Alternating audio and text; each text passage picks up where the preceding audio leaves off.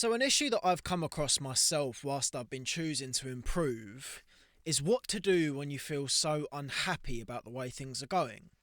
Now, the very nature of choosing to improve just puts you in positions quite a lot of the time where things just don't feel as happy or glitzy, glamorous, whatever you want to say, as they might normally. Now, I will say to start that this is a feature, not a bug, of choosing to improve. When you choose to get better at things, there will come times that are difficult, and that difficulty may extend far enough to just be, might find yourself in a position where it's difficult just to get out of bed. Now, what I want to talk about today is how to get through this way of thinking and how to get past these rough times. Because I think, unfortunately, when you're so driven to do things, you almost invariably put yourself into this kind of category where you are no longer residing under the ruling of what it means to be a normal human. You are no longer allowed to be sad and thus not do your work. You're no longer allowed to be miserable enough to not want to get out of bed. And if you do anything less than what you said you would do when you're in your optimal state, you have failed and you should feel bad about that. Now, I will start this video with saying that this thinking must absolutely be abolished. And of course, I'm going to go into today how I feel like you can get into a kind of useful way of getting past this thinking. But I wanted to start with this because I find myself in this position at this very point in time. So the reason why I wanted to make this video today is because I like to keep this channel and I want to keep this channel as true and authentic as I can. And if I'm not feeling so good, then maybe I can help someone else with that knowledge. So, as someone who is pushing towards things and trying to find themselves in better positions than they were yesterday, of course, I put myself in the aforementioned categories. I don't feel like I am worthy of rest a lot of the time. I also feel that if I'm maybe not feeling well today, or I might be fatigued via injury, or maybe I've just worked too much recently, whatever it is, I almost invariably do not cut myself the appropriate level of, just, chill out, man. You are a person. You're allowed to be a person, if that makes sense. And this gets so suffocating. Honestly, it gets so suffocating because you almost invariably, in fact, invariably, you can't keep up with this way of thinking. There will come a day with whatever reason, or for whatever reason rather, that you cannot keep up with how you would normally perform in your optimal state. In your state where you are fully energized, you're in a really comfortable groove, relationships are going well, all the rest of it, worries are limited. You will not perform the same way that you perform when you're tired, when you've just been broken up with, when you're in debt, whatever it is, when worries are rife. These two states, you will not perform the same way. Now, though I adore and have a lot of time for your David Goggins, Jocko Willing, Joe Rogan type people who push this idea that you always have to keep working, you have to just get through it, doesn't matter if you feel bad. Though I do partially subscribe to this way of thinking, and I will go on to this later, I also think this is very detrimental for a lot of people. Now, I think the thing that this fails to touch on, and the thing that there's an ignorance in this saying, is that people quite often nowadays find themselves in states where it genuinely is just hard to get out of bed. When it really is difficult just to do the most basic of tasks because life is miserable.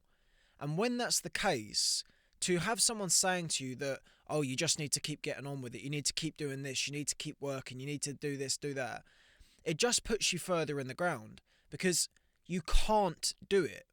If you're feeling miserable because you've got a terrible stomach upset or something like that, and you're still putting yourself in the category of, I need to complete X amount of push-ups or do this work or whatever, of course, you're not going to be able to fulfill that because your body is just not in the appropriate state. And it's as simple as that. But if you are too in touch with this hustle idea, and this is the standard you hold yourself to, you're going to spend the day feeling shit because you feel shit. And then on top of that, you're also going to feel like, well, I'm a loser as well because I didn't get my work done no matter what, because I should do my work no matter what. It's a flawed way of thinking, and it really does fail to touch on some of the most basic human principles. Now, I will caveat my upcoming argument with the fact that I do believe that you shouldn't just let difficulty, adversity, illness, any of these things just sideline you totally. I do not subscribe to that way of thinking. And the reason I don't subscribe to that way of thinking is because I believe that quite often the only way out is through. Now,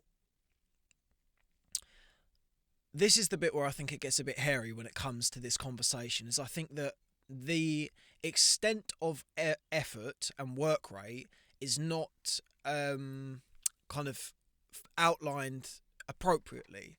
I think people don't say enough, and what I aim to do here is to say it, is if you're in a state where it's hard just to get out of bed, or it's hard to do the simplest of tasks, anything above that constitutes the same level of pushing your limits as it does when you're at your optimal performance and you go further than that. If you are in your best shape and the most you can run is 5k and you run 7k, I deem that the equivalent level of pushing the boundary as to if you are genuinely miserable with the way that the world is going and you manage to read a few pages, make your bed, have a shower, walk the dog and have something healthy for dinner or something like that. A handful of good things for the day.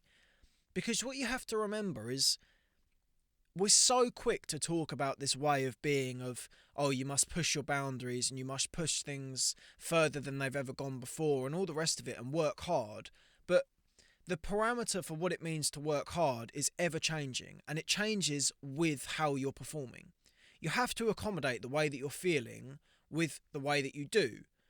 Now, as I say, you have to also be, and this is where I think it gets a bit tricky for people, is, and it's something I'm still learning myself, is you also can't cut yourself too much slack. And I'm going to make a very brief point on this because I don't want this to be the kind of consuming point of the video. But if you're just not feeling very good today, you know, maybe you woke up on the wrong side of the bed sort of not feeling good, then you are going to have to just push through some things. But there's a significant difference between that and a genuine feeling of depression or just mental ailment in general. Just a real, you can get to a point when you know that you're in a state that is more than just, oh, I'm a bit pissed today. And when you get to that state, it's absolutely integral that you make these changes and that you put yourself in a position where you, I don't want to say lower that bar because that's not the appropriate terminology here, but you put your expectations according to your circumstance.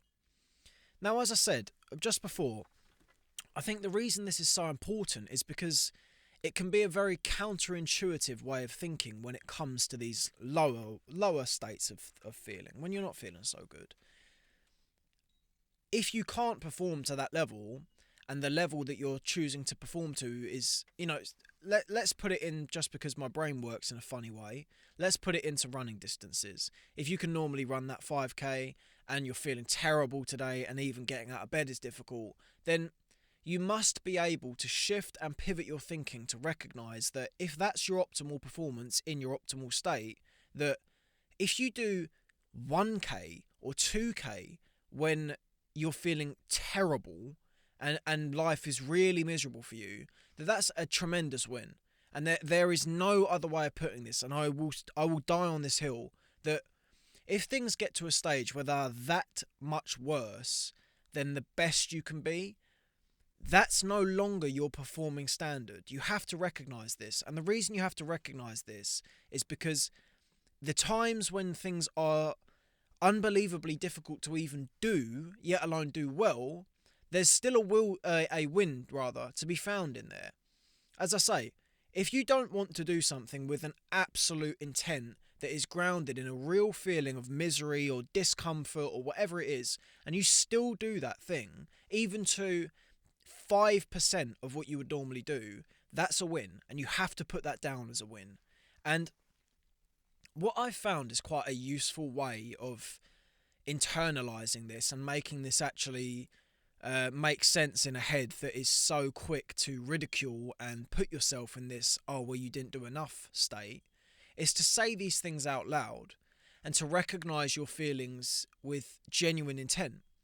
If you're feeling shit and you're genuinely feeling shit, and you say to yourself that, you know what, I feel terrible today, I genuinely feel awful today, and, you know, I'm not going to be able to do the 5k, or I don't feel like I'm going to be able to do that 5k, but maybe I can do 1k. If you do that, fair fucking play. Well done. And that's it. And that's what you should say. Words to the effect to yourself. Get comfortable with that with that speaking to yourself thing. And this is on a slight little note here, a very important part of my own personal relationship with myself. It might sound weird and it might sound stupid if you don't do it. That's fine. But I think talking to yourself as if you were a friend when it comes to issues like this is very helpful, because it develops an understanding within yourself that is grounded, one, in honesty, because when you say something out loud, you're far less likely to lie to yourself. If you say things the way that they are and you do it consistently, you're going to become very honest with who it is that you are as a person, at which point you will be able to identify whether it's just, oh, I can't be bothered because it's hard, versus I can't be bothered because I'm miserable. As I say, I might say it too many times, but I'd rather say it too many than not enough. There is a difference. So getting comfortable with that. And of course, there's a weaning process with this, or a teething, whatever you want to call it, that when you start doing something like this, it does feel a bit weird, and that's fine. Just stick with it. Keep doing it. Do it. Even if you do it a few times a month or something, it's more than you were doing, and maybe it'll catch on. But yeah, man, I think as well, another thing that's very important with this is comfort is so underrated, and comfort is so underappreciated with this. I think another part of this that is pushed extensively, and for all the right reasons, is that comfort kills, I believe is the saying. Comfort kills. Now, of course, if you just sit around and you do fuck all the time and you have no good reason not to do anything more than that, that's a problem. And I believe that's where this saying should be aimed. But I also agree, and I also feel that it's important for people to recognise that sometimes you must take care of yourself.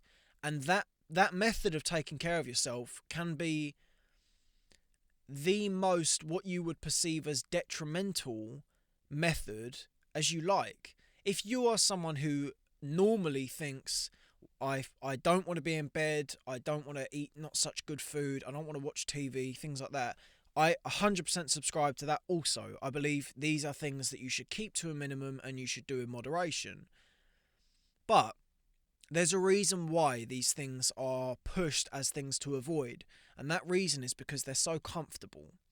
Now, when you're in a state of pure discomfort, and when life is in one of these terrible states, you really want to be working between pushing it out as far as you can and retreating to a state of comfort. What I mean by this, and what would be a kind of an appropriate lens of this, is, for instance, I'm going to use my day today. I'm not feeling very good today. And I got up at 6:20, I had a cold shower, then I meditated, I made my bed, and I walked my dog. Now, before it had gone to kind of 8 o'clock, I was feeling really miserable about this, and I had kind of subscribed. I was like, do you know what? I'm just going to try and get through the day today. And, you know, that period of kind of good things, I would also recommend a walk. If you can get outside and go for a walk, that's going to be really good for you. Was then followed up by coming home and sitting and watching some videos. And fortunately, if you kind of aim your lens or frame your intentions, I don't know how to put this. If you're interested in things on YouTube that are kind of informational, you can kind of accidentally be doing something good for yourself anyway. If you're someone that likes a podcast, say, and your method of comfort, as is mine, could be something like, do you know what? I'm just going to sit and watch this podcast. You're still learning something. And that's testament that you should speak to yourself as well, is even when I'm not feeling good, my mind is still in a state where I want to at least try and be good. And this also goes the other way. If you do just want to sit and watch fucking SpongeBob or whatever, then do that also.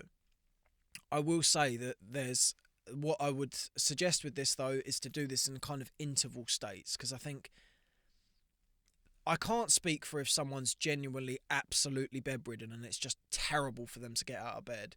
If that's the case, then I think, you know, if you can get one good thing done in the day, well done. You're a fucking champ, and you have exceeded your boundary because you didn't even want to get one thing done. So well done. And that bar can be limited to whatever you want it to be. If it's miserable to even get out of bed and you spend 10 minutes just reading a book or something like that, or even, you know, anything, if you can do one thing that you could on a normal day constitute as a positive act, even the simplest of things, then that is a win. So yeah, I think if you're going to do this, you want to do it in kind of intervals where you go from maybe some good things to some comforting things to maybe some good things and comfort, and do it like that. And what I'm kind of the point I'm going to encapsulate this in is comfort does not kill unless it's done too much. If you need to be comforted, then be comforted, because you're only going to help yourself. Sometimes you need to stay within and hold, you know, do the right thing just to keep yourself nurtured so that you can carry on and so you can go out again. Gentlemen, I wanted to add a little point into this video that I don't feel I touched on necessarily as well as I would have liked to, and that point is the fact that sometimes hard work is well and truly the panacea. Now, of course, the bulk of today's video was about that sometimes you need to provide yourself with that leniency and sometimes you need to do the shifting that we were speaking about. But I do think it's important to recognise that sometimes the only thing you need to do is just keep going. Now, I wanted, and I did as best as I could to make a distinguishing factor, or a distinguishment rather, between when you just don't feel like doing something and when there's a greater issue at hand, because I think that's a really integral part of this. That being said, I do believe that though sometimes we can get to these stages where hard work just isn't doing it and we're just not feeling good, I think it's important to, as best as you can, stay on the horse just to keep things going. And I think I kind of want to consolidate here that getting some things done and still pushing in the right direction is really important. If you kind of fall off to the maximum extent, then that's not necessarily going to put you in the best position after this. I think you need to keep on as best as you can. Of course, what I spoke about in today's video is that sometimes what you need to do is change those boundaries so that you can really keep pushing in the right direction. But as I say, I wanted to just make a specific point here that sometimes you do just need to keep pushing on. And this came to me, and the thought to make this video came to me when I was at the gym straight after the video that I made today. As I spoke about, really wasn't feeling very good, and I went to the gym, and between a few things that I'd done in the morning and that, I am seeming to feel a bit better about the way things are going. So I just wanted to make a point that do as much as you can do, I suppose. If you can do any more than nothing, then you're on to a real great start. If you can do more than that, then even better. And I think that's what I want to kind of consolidate in this, just so that the message isn't lost. So with that, I'm going to hand you back over to the old Tom, and I hope you enjoy. The thing that happens so often is people push themselves to what we all know as burnout when they've just done too much and they're just fucking miserable now, and they don't do anything at all at this point. And this is kind of a burnout antidote, is doing kind of just slowing it down a little bit so that you can slow it down, get the wins in, keep going through the hard times, and then start bringing it back up when things seem to be going better, which you will find just naturally occurs. You start getting a bit more energy, so you do a few more things. That's just the way it goes. And what I would like to kind of round this out with is that changing the parameters for what it means to be successful is quite a helpful tactic with this. Now, I have heard people say things like, if you brush your teeth, then that's a real win. And I kind of, this might sound mean for some people, but I want to be as honest as I can be.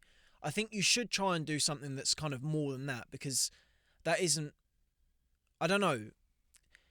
I don't want to sound horrible with this. I think if I'm not someone who can speak about something that's been someone who's been in the absolute lowest of low depressions. I'm fortunate enough to have experienced things that make me aware but don't make me within, if that makes sense. You know, I know what these things feel like, but not to their fullest extent, and I'm fortunate in my ignorance. But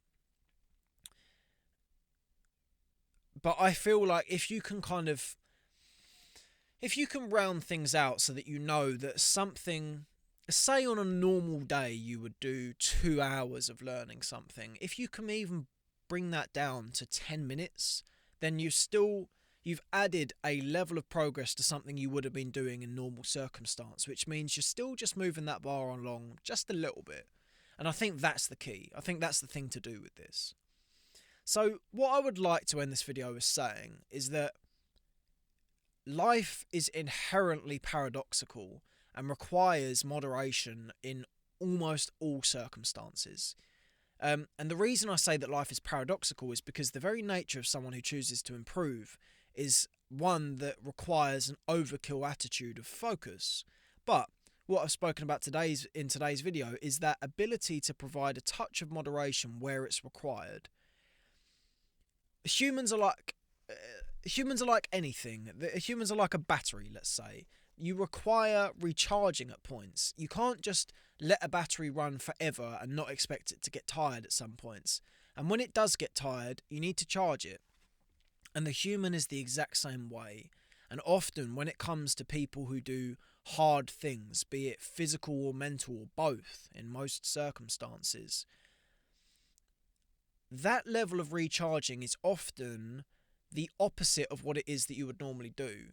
It's the thing that your heart really calls for. If you're someone that spends a tremendous amount of time in what we know as uncomfortable positions, be it cold therapy, be it exercise, be it learning that can get, after you've done it for so long, can get so difficult to do, be it any of these things that are what we know are our positive things, are our positive habits. Sometimes we get to a stage where we've spent so much time in that discomfort that we need some comfort. And don't be upset about that. It's going to take you time. If you're someone who does get upset by this, it's going to take you time to get into this method of thinking. So just moderate with that as best as you can. Recognize that you are worthy of some rest if you're someone who works, and if you're someone who does things that are tiring, you are worthy of rest. Moderate and be your best friend on this. Do your best to be your own best friend. I say it's a challenge that I know perfectly well to anyone that is watching this video, that if you're someone who wants to improve and you want to be better, your inherent nature is to constantly exceed yourself and to push those boundaries, and you're never satisfied with what it is that you've done.